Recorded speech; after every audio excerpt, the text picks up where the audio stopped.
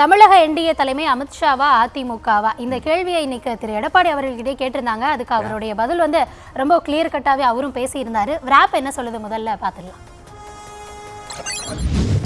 அமித்ஷா தமிழகத்திற்கு வந்தபோது அவரை சந்திக்காத அதிமுக பொதுச் செயலாளர் எடப்பாடி பழனிசாமி டெல்லிக்கே சென்று அவரை சந்தித்து கூட்டணி விவகாரங்களை பற்றி பேசிவிட்டு திரும்பியிருக்கிறார். OPS சசிகலாவை கட்சியில் சேர்க்கும் திட்டமே இல்லை, அவர்களை சேர்ப்பீர்களா என திரும்ப திரும்ப கேட்டு அதிமுக ஒரு பலவீனமான கட்சி என்பதை ஏன் நிறுவ முயல்கிறீர்கள் என்று செய்தியாளர்களிடமே கேள்வி எழுப்பியிருக்கிறார் எடப்பாடி பழனிசாமி. அதே சமயம் தினகரன் அதிமுக பாஜக கூட்டணியில் இணைகிறாரா என்ற கேள்விக்கு மழுப்பலாக பதில் சொன்ன EPS எல்லாவற்றையும் வெளிப்படையாக பேச முடியாது என்று கருத்து தெரிவித்திருக்கிறார். கூட்டணி விவகாரத்தில் அதிமுக தான் முடிவெடுக்கும், ஆட்சியும் அதிமுக ஆட்சியாகத்தான் இருக்கும் என்றும் உறுதி காட்டியிருக்கும் EPS அதிமுக கூட்டணிக்கு இன்னும் பல கட்சிகள் வந்து சேரும், கூட்டணி மேலும் வலிமையாகும் என்றும் திட்டவட்டமாக கூறியிருக்கிறார். அமித்ஷா தேசிய ஜனநாயக ஆட்சி என சொல்ல EPSஓ அதிமுக ஆட்சி என்கிறார். இதில் தமிழக NDAவின் தலைமை அமித்ஷாவா அதிமுகவா என்பதை விவாதிக்கிறது இந்த RDX.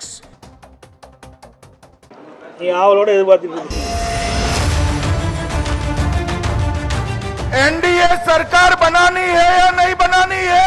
தெரிஞ்சு பேசுறாரா தெரியாம பேசுறாரு தெரியல. அமித்ஷா அவர்களால் தான் தேசிய ஜனநாயக கூட்டணி ஆட்சியை கொண்டு வர முடியும். இன்னைக்கு பழைய பழனிசாமி மாதிரி நினைச்சிட்டு இருக்கிறீங்களா? எங்க கூட்டணிக்கு யார் தலைமை சொல்லுங்க, யாருக்கு தலைமை? मोदी जी के नेतृत्व में तमिलनाडु में हमारी सरकार बनानी है या नहीं बनानी है? அண்ணா திமுக தான் தலைமை.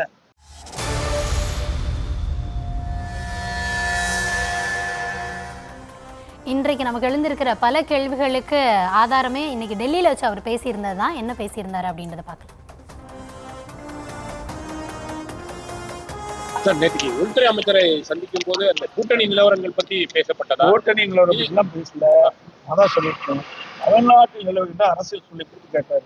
ஏன்னா அண்மையில் அங்கே இப்போ புதுக்கோட்டைக்கு வந்தார், அந்த யாத்திரா நிறைவுலாக வந்தார். அப்போ நாங்கள் போக முடியல. ஆனால் எனக்கு சேலத்தில் ஒரு மீட்டிங் கள்ளக்குறிச்சியில் மீட்டிங், அப்போ சந்திக்கலாம் திட்டப்பட்டப்போ 2 மீட்டிங்கு இருந்ததுனால நாங்கள் போய் அவர் சந்திக்க முடியல.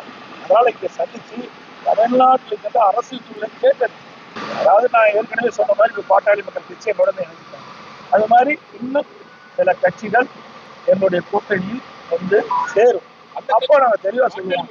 அப்போ எல்லா கட்சிகளும் ஒன்றாக சேர்ந்த பிறகுதான் இந்த சீட்டெல்லாம் முழுமையான விவரத்தை அறிவிக்க முடியும்.